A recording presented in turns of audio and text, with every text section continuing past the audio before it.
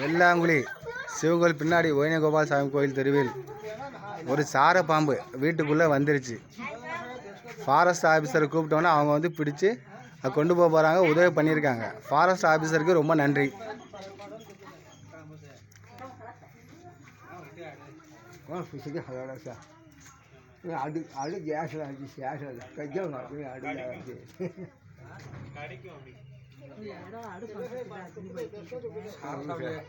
Hi hi சார பாம்பு.